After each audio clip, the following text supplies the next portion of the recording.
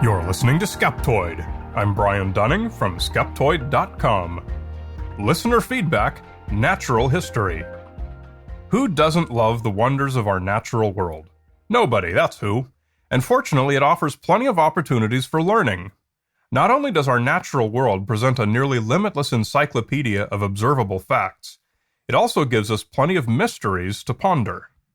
So today we're going to our listener feedback mailbag to answer some questions sent in by listeners pertaining to Skeptoid episodes having to do with our natural world, which are always among my favorites. My episode on the biggest, the oldest, and the baddest living things on the planet drew lots of feedback of the what about this or that creature. It turned out to be really hard to categorize things. Just as an example, when we ask what's the oldest living thing, do we include plants and animals and other things? Do we include clonal organisms? Do we have different categories for single-celled and multiple-celled creatures? I broke it down as best as I could to squeeze all three big old and bad categories into an episode, but it would have been impossible to do a truly comprehensive breakdown. One of the sad stories of old trees is when a researcher trying to date a tree with a coring bit got the bit stuck, and had to have the Forest Service cut the tree down to remove the expensive bit. He was later horrified to count the rings and see that he'd just killed the oldest tree ever recorded. However, Ron from Mountain View, California, brought a piece of good news that I hadn't heard. I too was saddened to read about how a graduate student in the 1960s inadvertently cut down Prometheus, believed to be the oldest tree in the world. It is of some slight consolation, however, to learn that another still-living bristlecone pine in the same area was recently measured as being even older. It's currently 5,062 years old. In my episode on whether the thylacine, aka the Tasmanian tiger, still exists on that Australian island, a number of listeners noted that much of Tasmania is so densely forested that it's impossible to do a real survey. Here's one such note from Hemlock in Australia. For those readers who have not actually visited Tasmania, however, I must point out that the statement, Tasmania is only about the size of the state of Maine, and although it's considerably less developed, even its remotest locales are simply not all that remote, is in no way a fair or valid geographical assessment. A great deal of Tasmania is not only densely forested, but also extremely mountainous. It is thus reasonable to characterize many thousands of square kilometers of the state as being remote wilderness, where humans never venture. While there are many valid reasons to be skeptical in regard to the possibility of surviving thylacines in Tasmania, the lack of suitably remote habitat is certainly not one of them. Thus, it might be like a crashed plane in a jungle so dense that it will literally never be found. But a couple of other listeners answered this better than I could, so I'll let them respond. Zeph from Sonoma County said, But unlike the downed plane, a large predator has to cover substantial territory, and if there are a lot of automatic game trail cameras sufficient to capture all other large species, but not finding Taz tigers, that would be counter-evidence. A crashed plane doesn't have to hunt, and as Brian notes, to survive for long there must be a population, not just one. Rob in Colombo, Sri Lanka added, Thylacine lived in thinly wooded areas. It was a creature of the open plain. Asking a thylacine to survive in the densely wooded center of Tasmania, which I have walked unlike most of you, is like asking a whale to become at home on the seashore. One episode that surprised me with the amount of controversial feedback that it generated was the one examining the predicted nuclear winter that would follow a nuclear war. Later research indicates that the short-term effects on climate would almost certainly not be as dire as originally calculated, and that it would probably be more like a nuclear autumn.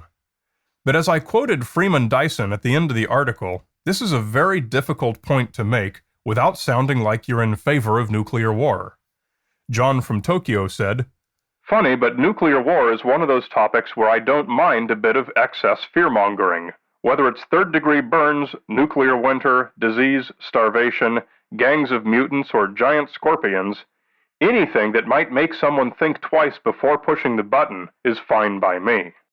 The Alpha Geek from Long Island said, Thank you for allaying my fears, Brian. Nuclear autumn will be so much better than nuclear winter.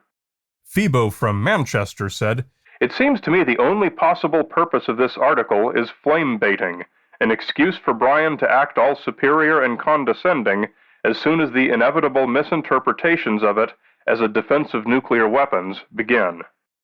So evidently it's my turn to be all superior and condescending now.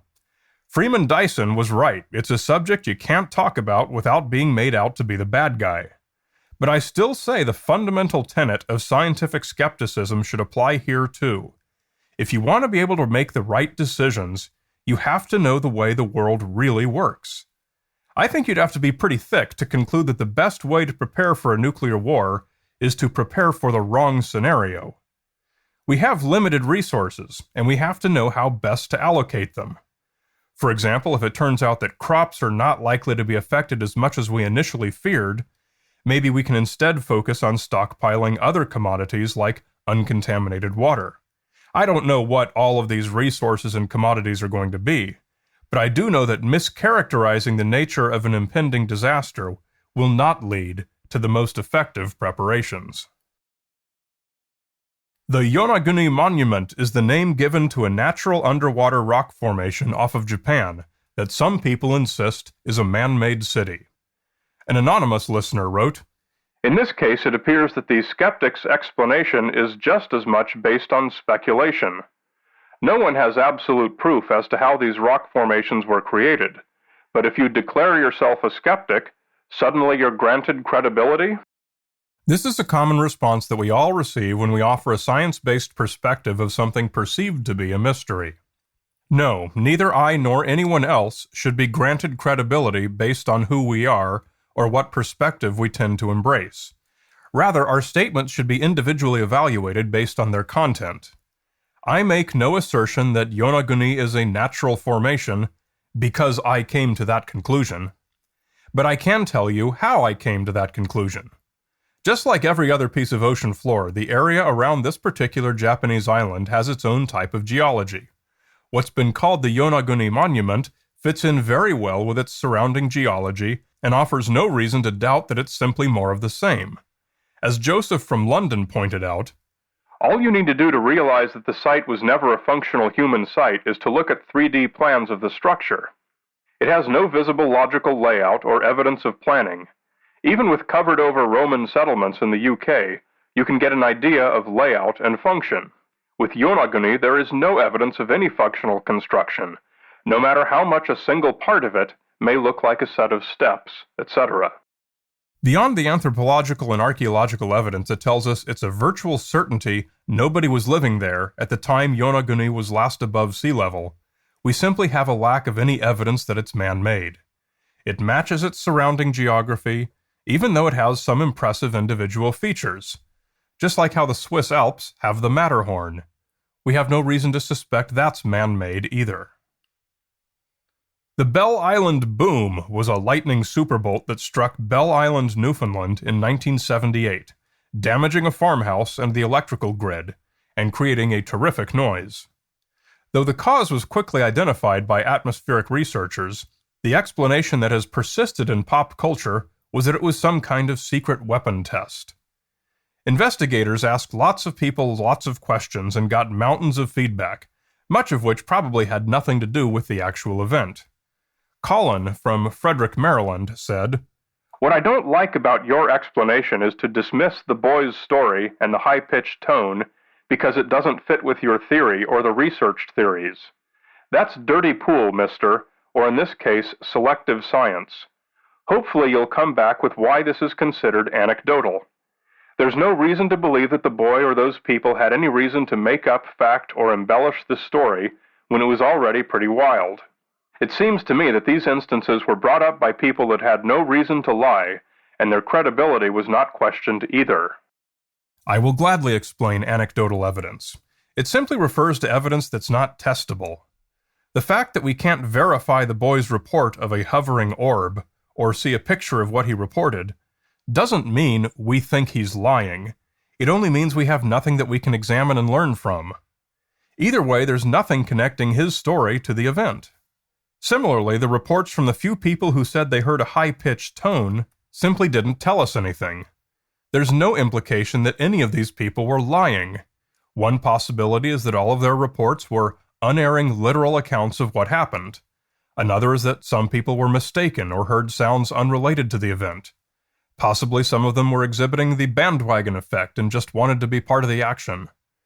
No matter how much we wish we could, we have no way to test anecdotes, and so they're simply not useful in helping us prove what happened. They can suggest directions for research, but in none of these cases was anything found that could have produced high-pitched noises or floating orbs. In conclusion, I'd like to echo what Murray from Saskatchewan said on the Yonaguni Monument episode, as it aptly represents my view as well. Why pollute the wonder of such a natural formation? It's like labeling the redwoods of California as erected by the great tree builders of prehistoric times, or the Grand Canyon as dug by the mysterious hole makers of long ago. Appreciate the natural world for what it is. Don't make up nonsense about it to satisfy the need for meaning. Features on our Earth do not need to have mysterious origins in order to be meaningful. That meaning doesn't have to be metaphysical or alien or anything else. It can simply be enjoyed for its majesty, its drama, its tranquility, or whatever it is you get out of it. Overlooking what's actually there in search of something that isn't is to miss the whole point of the study of our beautiful blue world. You're listening to Skeptoid, a listener-supported program. I'm Brian Dunning from Skeptoid.com.